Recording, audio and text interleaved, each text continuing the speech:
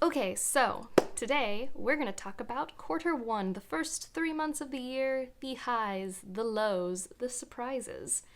I kind of like to do this. I know like halfway through the year there's like, I don't even know what it's called, the midway freak out tag, and then of course the end of the year we're all doing our end of the year stuffs, but end of quarter one, end of quarter three, I kind of like to check in. I've read 28 books, I think. I haven't filmed my stats video yet. That's happening after this, but I think I've read a fair few books.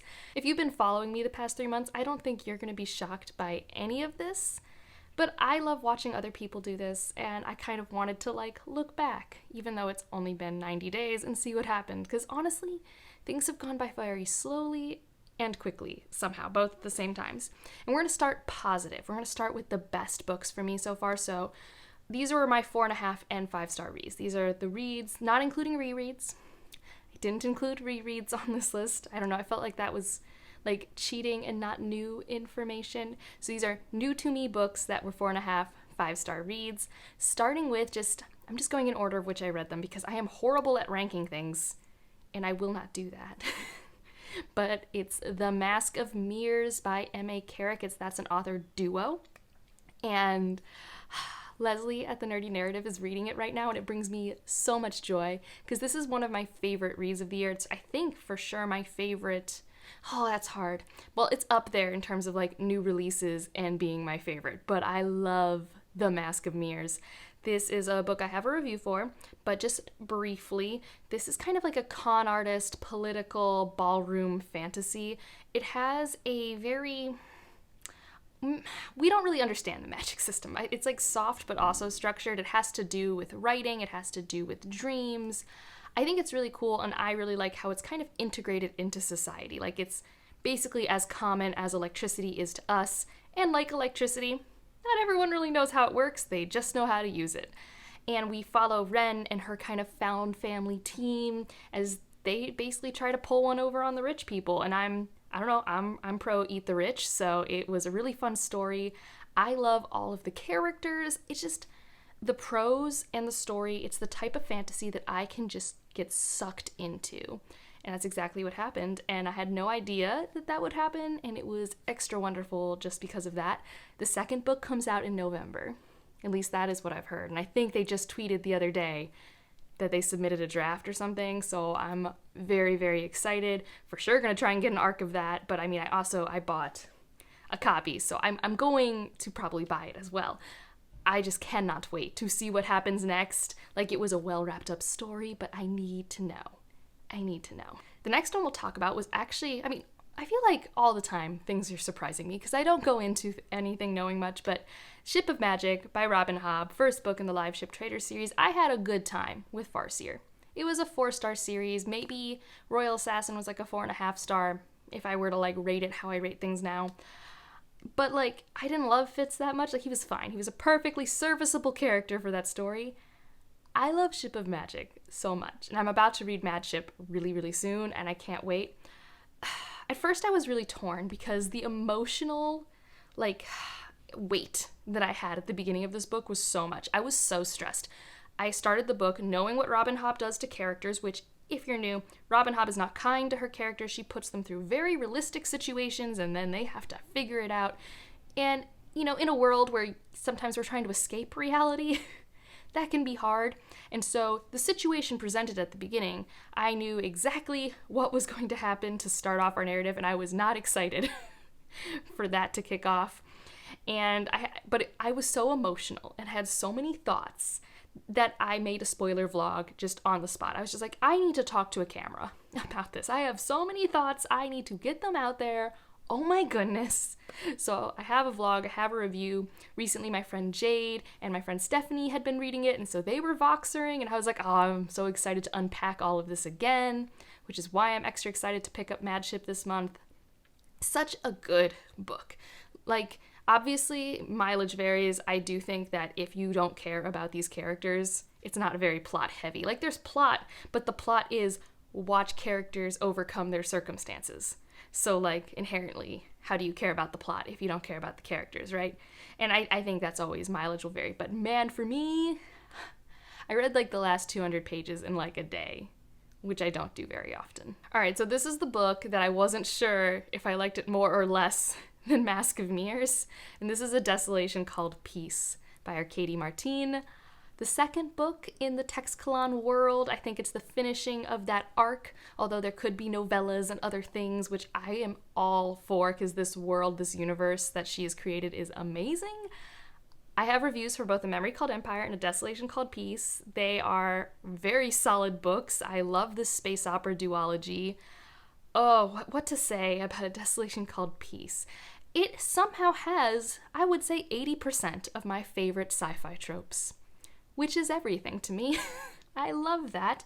We get more point of views, which I think if I had to now say a complaint I had about Memory Called Empire is that we primarily only get one point of view for most of it. And not that I dislike the character we watch the story through. I loved having all of these point of views, how unique they sounded, their different perspectives on the world, how that helped you discuss the themes, but also the plot. If you like A Memory Called Empire, you're going to like A Desolation Called Peace. That's pretty much what I've seen, because most people now that have read A Desolation Called Peace that I've interacted with have been like, this was beautiful, chef's kiss, so good. I will say, I think maybe I liked A Memory Called Empire's ending more, but I don't know. But this book and The Mask of Mirrors, they're very different reading experiences, and I don't know how to compare the two. Like, at all. They're neck and neck. So that's why I don't rank these. But Desolation Called Peace, another release that like I was expecting to like, and I did, which was such a nice feeling. And the last one I'll talk about in like my best of the quarter so far is The Best of All Possible Worlds. And I guess if I did have to pick a number one, this would be number one. This was like probably my only like, this is a 5-star read instant ranking, if that makes sense. Like some 5 stars, I'm like, is it a 5-star? Is it a 4.5? You know, like I waffled. This one was like instant 5 stars, read it in 3 days. I bought a really nice copy. I love it. I have a review for this as well. I review things that I love, obviously. And it's just like, no one talks about it. It's such like no one reads this sci-fi, and I love it so much. I love it's the optimism in it. It's one of those optimistic sci-fis that everyone's always asking for. It's one of the reasons why Becky Chambers is a very popular science fiction author, but no one's read this one. It's a very good story, and I really love it. And it's also one of those books that I love that I know is not for everyone. Like, I know that someone's going to pick this up off my recommendation, and they're not going to like it, but I loved it with all of my heart and soul. I want to read the pseudo-sequel really soon. It's based off a character, so it's more like a companion, I think. I think both of her sequels are kind of like pseudo-companion novels. Regardless, this book is so good. You're following basically this scientist helping this culture reintegrate into a new planet after their planet is no longer a viable option. So you're really coming off the heels of a very traumatic and horrible event in this universe, and you get to travel this planet and help these people get acclimated and maybe find a way to also keep their culture alive. So I don't know, I loved the optimism in that. I loved following this team. I loved seeing all these different cultures. I was so invested. It was so cozy. It also has some of the best character interaction work for me. Like, that's my stuff. That's what I love. And it was also one of those rare first-person point of view books that worked for my brain. I just really, really love that book. All right, so now let's get into like surprises that don't make it to like my favorites of the year, but I was like, man, that was great. I'm so happy I read that sort of thing. And we'll start with Machine Hood. This is also a new release this year. I have a review for it. Came out on March 3rd, so did A Desolation Called Peace. And this was a very pleasant surprise. It was a page-turner when I didn't expect a page-turner. I really didn't know what this book was. It was a book that was given to me by a friend, and then I got an arc on NetGalley, and I'm like, well, I guess I'm reading this new sci-fi release. Here we go. It's a near future. Well, I'm saying near. It's 2090, so you decide. Everything's run off the gig economy, so that's a really interesting take. Like, right now, there are more people getting into the gig economy, like Uber, YouTube, Patreons, everything like that. But this is a world where like 90% of the people don't have stable income. It's all gig economy. So that's really interesting. There's a lot of really cool integration of technology and people. There is artificial intelligence, but it's not like sentient artificial intelligence, and there's a really cool conversation over there. And I don't know, I liked that it was, for me, a page turner. I talk more about this in a little short review, so I'll put that in the cards. But I was so happy. I mean, I was coming off of a slump, but it was exactly what my brain wanted. The world was cool, the plot was engaging, I liked the characters. I mean, that's what you want from a book, right? Like, for me, those are all the boxes. So I was really happy. Another surprise is the Malazan series. So I've read the first 2 books. I read Gardens of the Moon and Deadhouse Gates. I have reviews, vlogs, all of that. It's a playlist. And I didn't know what would happen when I read this. I've been intimidated by this series probably since I found the fantasy subreddit in 2016, because that's definitely a series that people always bring up that you should try and read in the fantasy space. I mean, if you want to, right? Like, you never have to read anything, but it's a consistent, beloved series. And I didn't know what to expect. It's no one knows how to describe this series, right? Like, it's an epic. It's an epic fantasy with epic moments, and you're following characters, and there's gods. I think the closest would be, imagine reading Greek retellings, but in a different world with different gods, different fantasy, but like, it's a Greek story, but on the page. You know how Greek stories have war. There's definitely war here, and there are just like soft magic and hard magic. Like, there's just so much. And I didn't know that I would be really into it. Like, I mean, it's not an all-time favorite series for me. Both of them have been 4-star books, but like really good solid 4-star books. And I found it very enjoyable. And I like picking it apart. It like scratches an itch that I don't get often, but like when I really want to be challenged, because for me, they are challenging. I don't think they're challenging for everyone, maybe, but like for me, they're dense. They take me a while to read. I definitely always have so many questions. There are consistently passages that go over my head, and I'm just like, we will come back to this passage after I've read a few more books, because maybe it'll make sense then. Like, that happens to me all the time, but I've just had a pleasant time. It's just been really fun making those vlogs and reading them, and that's all I can ask for, really. And then the last one is The Prey of Gods by Nikki Drayden. This book, I mean, I was hoping I would like it when Chloe recommended it to me. When Chloe recommended it to me, I was hoping I'd like it. She said gods and robots, which I love sci fantasy. So yes. I didn't know when I picked it up that it was just going to be bananas, chaotic, awesome craziness. I buddy read this with Laura from A Book Circus, and we were both like, I don't really know what's happening, but I'm having a good time.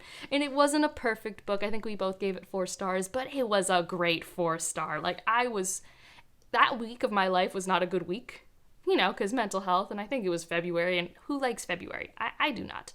But that book was the highlight of my week. I had such a fun time. And I don't think I've done a review for it or anything, because I do not know how to talk about this bananas book. But it's a fun one. I had a really good time. All right, so we'll now talk about the books, or the disappointing books. I don't think any of these are objectively bad books at all. But these are books that I wanted to like more than I did. Therefore, they are disappointing books. So we're going to start with my first one, which is Lonesome Dove. This is Ryan's one of his favorite books, probably his favorite historical fiction book for sure. He says he hasn't read it in years, so he wouldn't know now if it was still his favorite, but it was his favorite. And I don't know, everyone always tells me how much they like it and all the character work, and I mean, I knew going in that historical fiction, it's 800 pages, it's a Western, like, these weren't my things. None of these are my buzzwords, but I still wanted to like it. Like, I have loved some historical fiction. But this was not it. It wasn't bad. I think I gave it 3 stars. I think it was really long for me. I can kind of pinpoint what I would have gotten rid of. I think it told the story it wanted to tell. I think it accomplished its task perfectly. I just don't think I wanted to consume that story, and that's just like a bummer, if that makes sense.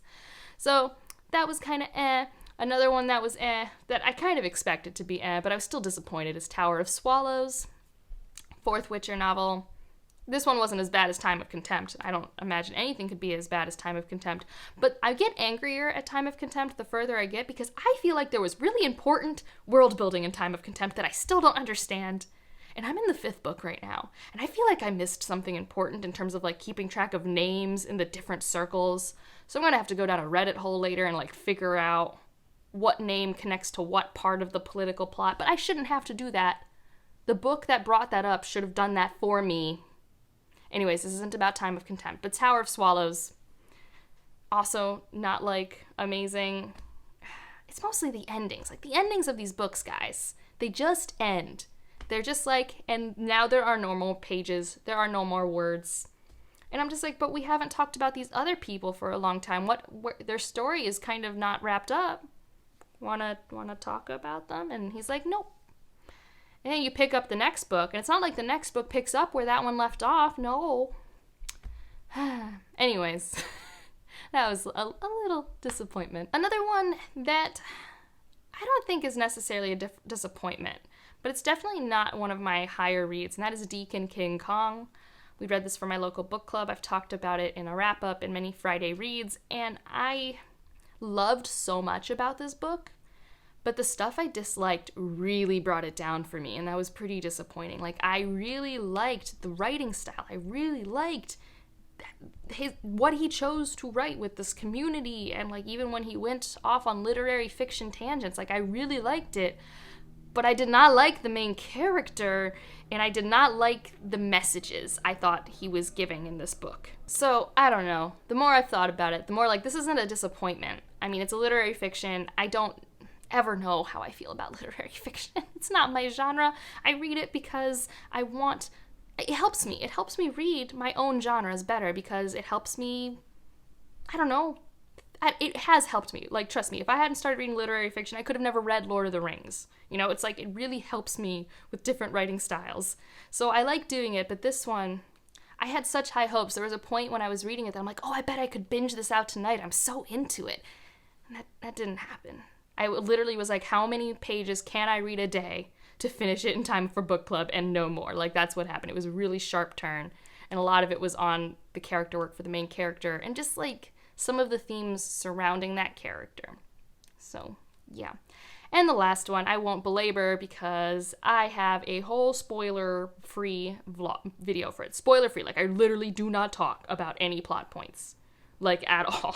Like, I don't even talk about the synopsis of the first book. Is Burning God, the third book in the Poppy War series. I like the first two books. I gave the first two books 4 stars. I was really excited at the end of Dragon Republic for the Burning God to come out. I didn't read it right away because I had Rhythm of War to read, and that was a 5-star read for me. Like, I loved that book. And then a bunch of my friends were like, this wasn't what I wanted, or some people were straight up like, this was disappointing, but other people were like, I really love this. Like, I had such conflicting things on my feed. Like, I couldn't figure out where I would fall, because a lot of people who were reviewing this were people where this was their favorite. Like, the disappointing and bad and the great, these were people who loved this series, and I never, like, 4 stars is a great series, but that's not my favorite of all time. That's not necessarily a series I will reread. That was a series that I'm really glad I read, and it was fun, you know? That's what it is to me. So I went into it, and I did not like it. And I go into why in that video, and I can see how people could like it. It's just that for me, it literally didn't execute anything I wanted it to execute, and the things that it chose to execute, I didn't think were done well by my, personal preferences. So yeah, but that is this quarter in review, kind of. The highs, the lows. Let me know what your highs and lows are of the first 3 months, you know? What was your favorite? I would rather hear your favorite than your least favorite, but I will hear both. And if you just want to leave an emoji, what books did I talk about? Leave a mask for Mask of Mirrors, because that was the first book I talked about in this video, and I really like that book. And otherwise, like if you liked it, subscribe if you want to, and I'll see you in the next one. Bye.